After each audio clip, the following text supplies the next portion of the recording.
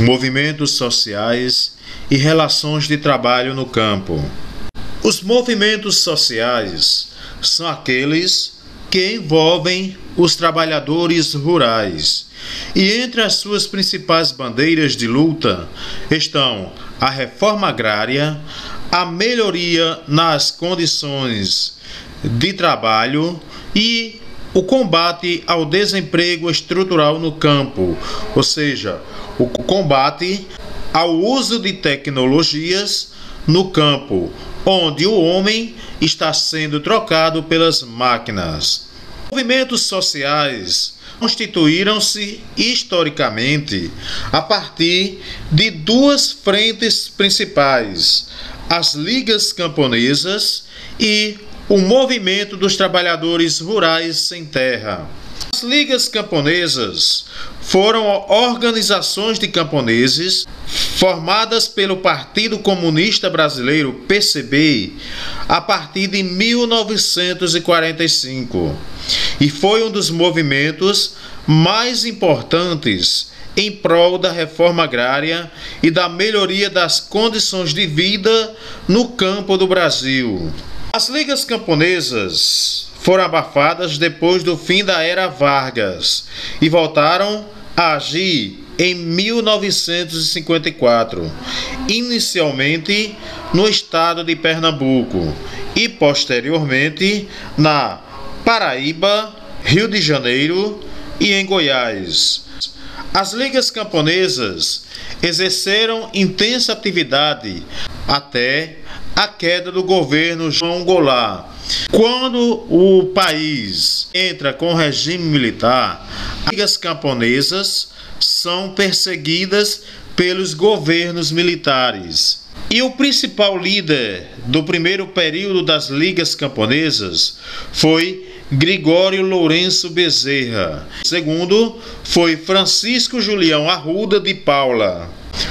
Outro movimento social no campo foi o Movimento dos Trabalhadores Rurais Sem Terra, o MST. O MST foi fundado em 1984, durante o primeiro Congresso Nacional do movimento na cidade de Cascavel, no Paraná. E é um movimento de ativismo político e social com inspiração marxista. O MST teve origem na oposição ao modelo de reforma agrária imposto pelo regime militar, principalmente nos anos 1970, que priorizava a colonização de terras devolutas em regiões remotas, com o objetivo de exportar excedentes populacionais e promover uma integração estratégica do país. Foi com base nisso que, a partir da década de 1970, a região amazônica recebe um grande contingente de trabalhadores. Diferente da reforma agrária imposta pelos governos militares, o MST busca fundamentalmente a redistribuição de terras improdutivas. E durante as ocupações, o MST costuma oferecer apoio às famílias com criação de escolas e cursos de formação política e técnicas de cultivo e agricultura familiar, além de estimular a organização dos pequenos produtores rurais em cooperativas. Na imagem, nós temos uma manifestação das ligas camponesas em 1960 na cidade de Recife. E essa manifestação exalta Fidel Castro e a Revolução Cubana. Na imagem, nós temos a marcha do MST, realizada em 22 de janeiro de 2018, na cidade de Porto Alegre. As relações de trabalho no campo. Essas relações são bastante diversificadas, como mão de obra familiar, poceiros, parcerias, arrendatários, trabalhadores escravos, grileiros, assalariados temporários.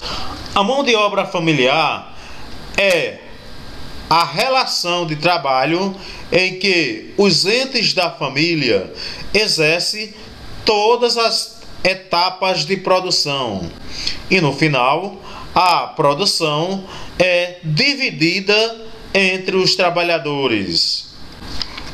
Na imagem nós temos agricultores familiares, poceiros. Geralmente os poceiros são pequenos lavradores que, juntamente com sua família, ocupam pequenas áreas devolutas e improdutivas.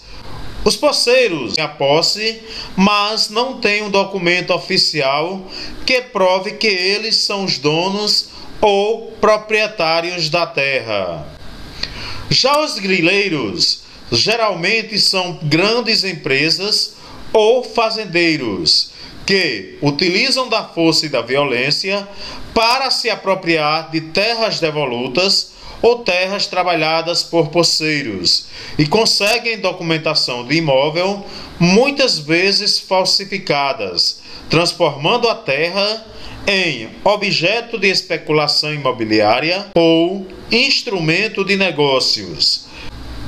Os poceiros veem a terra devoluta que pertence ao Estado, vão lá e se apossam da terra. Já os grileiros, que geralmente são os grandes fazendeiros, quando vê um grupo de poceiros se apossarem de uma determinada área, vão no cartório, pagam para que o dono do cartório falsifique um documento da propriedade, deixam lá guardado vários anos numa gaveta e quando vai retirar, ele aparece como se fosse realmente original. Essa prática é conhecida como a grilagem de terras. Na imagem, nós temos um grupo de poceiros no município de São José dos Ramos, na Paraíba. E na imagem nós temos o aspecto de um papel envelhecido por longo período, com fezes de grilo.